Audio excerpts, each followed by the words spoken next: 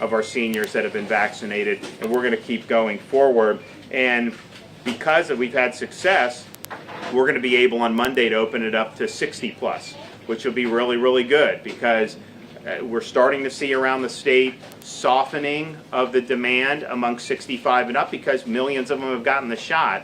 So those who are still trying to get the initial dose, if you log on to some of these sites, like the pharmacy sites, when we first started this, it'd be like in 5 minutes, there'd be thousands of these things just gone immediately. Well, now the window will be open. There are some times available. It's a lot easier. And part of that is just because we vaccinated a critical mass of seniors. So we're going to continue, obviously, with seniors this week and then into the future. Nothing changes there. But we believe, because of the softening of the demand, that 60 to 64 group, to be able to open it up from them, particularly as we're expanding the retail pharmacy footprint and some of the other things we're doing.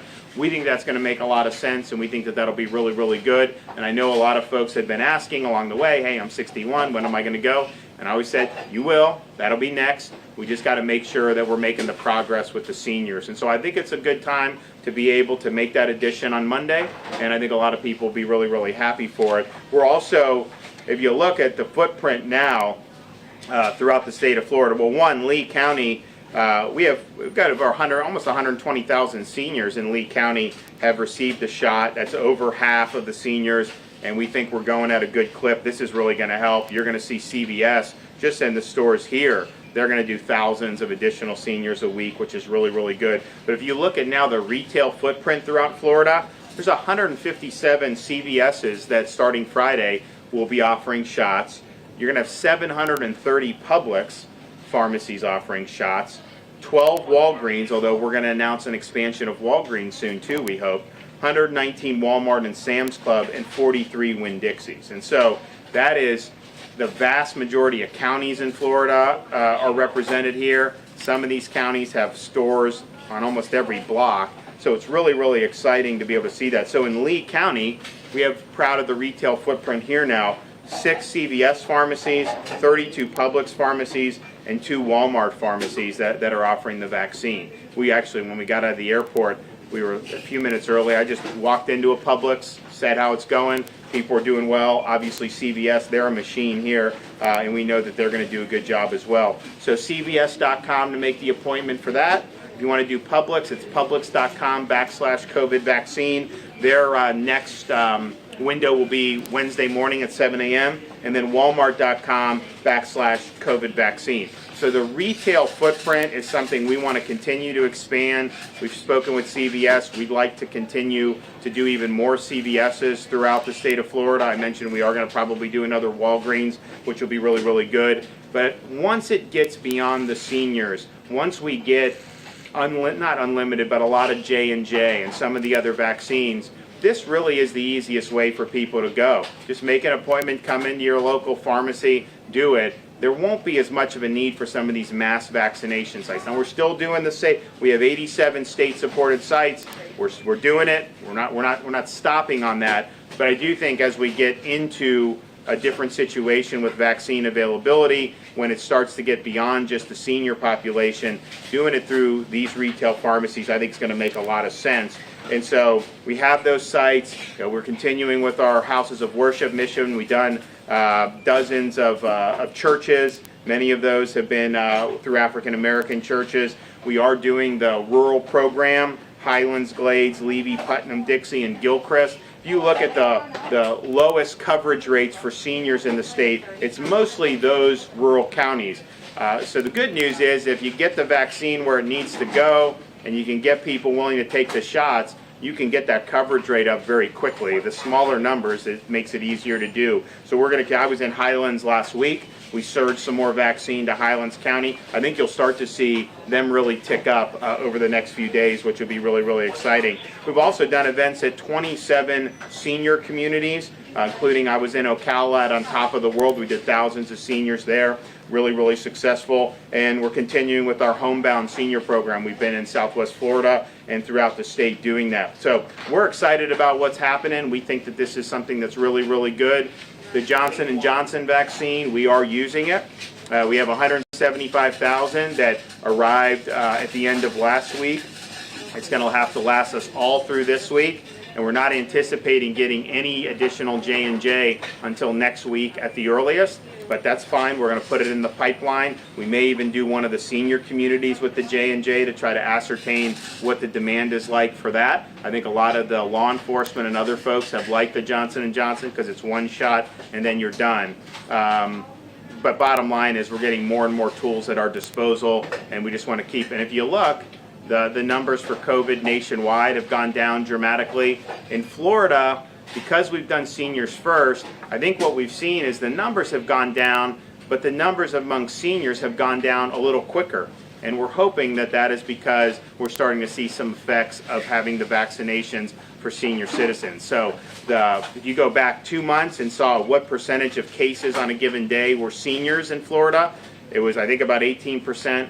Now it's typically less than that. It's typically 12, 13, 14%. So again, even though the cases are going down, the percentage of seniors has gone down even more. So we think that that's something that's very, very positive, and we want to continue running through the tape, and every senior that wants a shot gets a shot. I think we're seeing once you get 2/3 of a senior in a given area, you do start to see it slow down a little bit in terms of the demand, and that's fine. And there's not going to be any mandates on it. But I think as we get Lee kind of up where Collier is in the 60s, I think you'll start to see a little bit more softening of the demand, and I think that that'll be pretty much true statewide. So all in all, we're getting a lot done. We want to continue with the momentum, and we want to thank CVS for the partnership because they've really done well so far in terms of what they've done throughout the state, and I think this will be great for people in Southwest Florida as well throughout the rest of the state.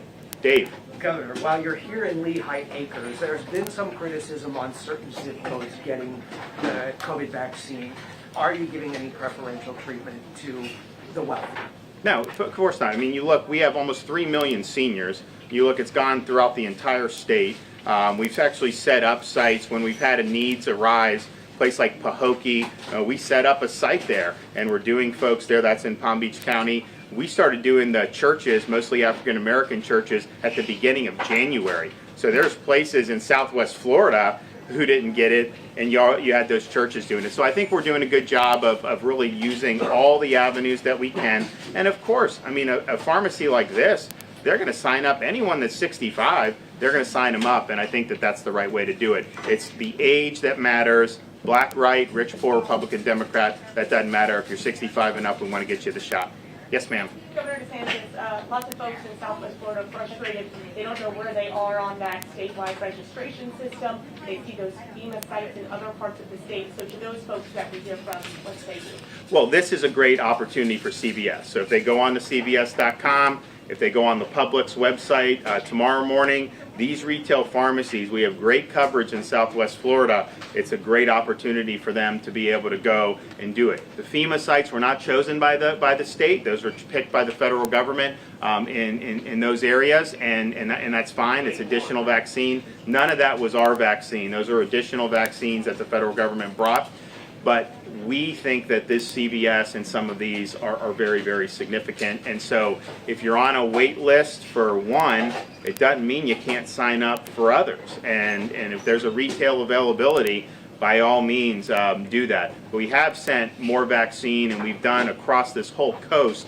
If you look from Manatee down here, actually to Collier, we've seen numbers really go up because I think Southwest Florida was lagging for whatever reason to start, and we've worked really hard to improve those numbers. And sir, just to follow up on the FEMA sites, if I could ask you, some reports today coming out of South Florida say that anyone showing up to those sites is getting a vaccine regardless of requirements.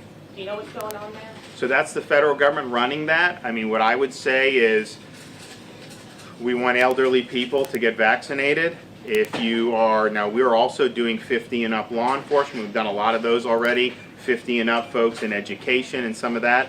But at the end of the day, if you look at this, if you're under 50 years old and you don't have a comorbidity, you're at a very low risk, and I would just say that vaccine would probably be better off for our elderly people at this point.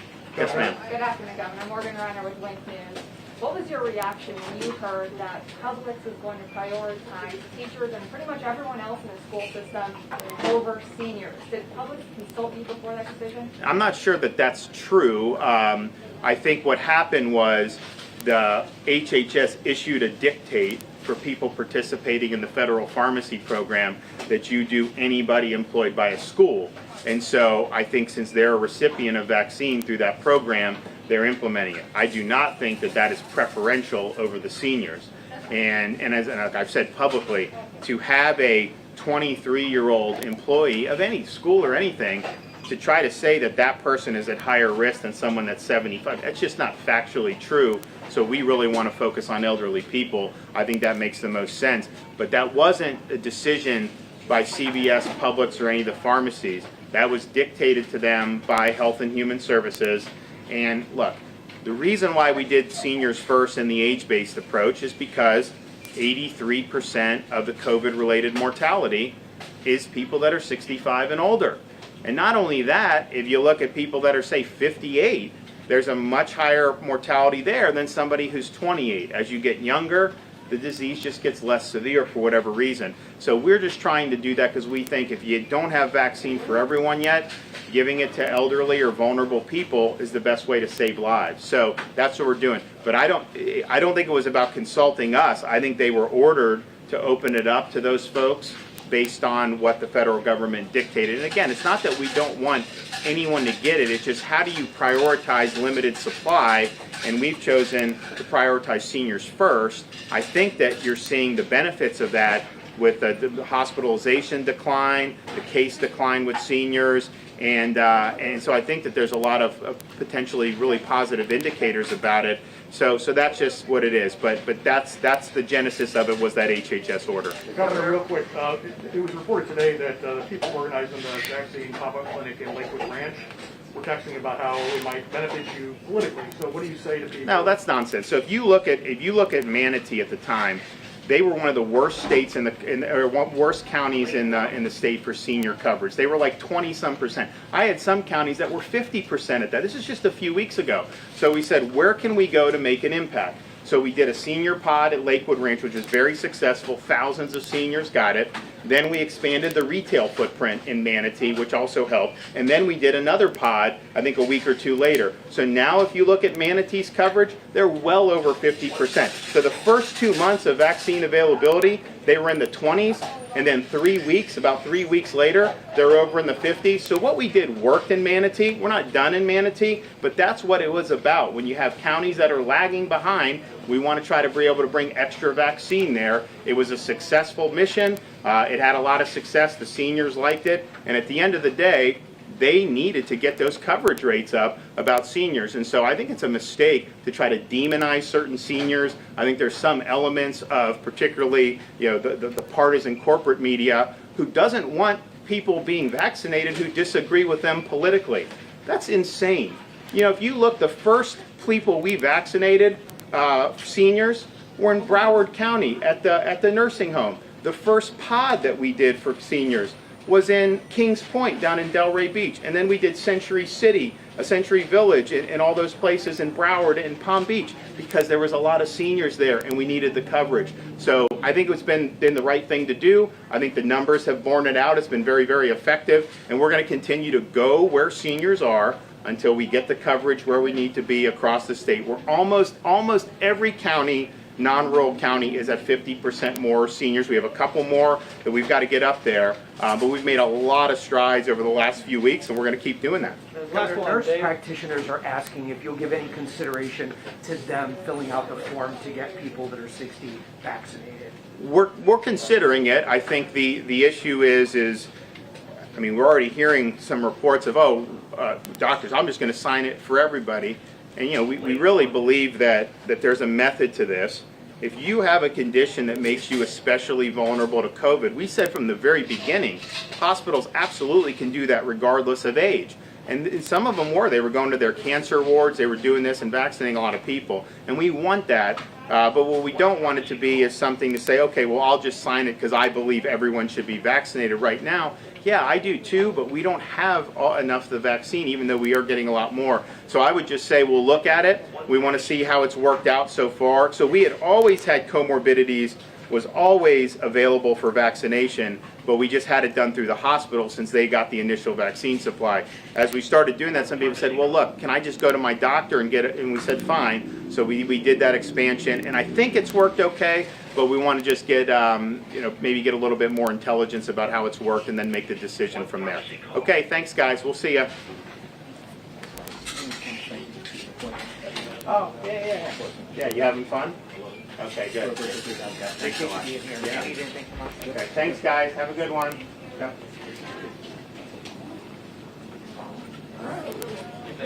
thanks a lot. Where are we going? How are you?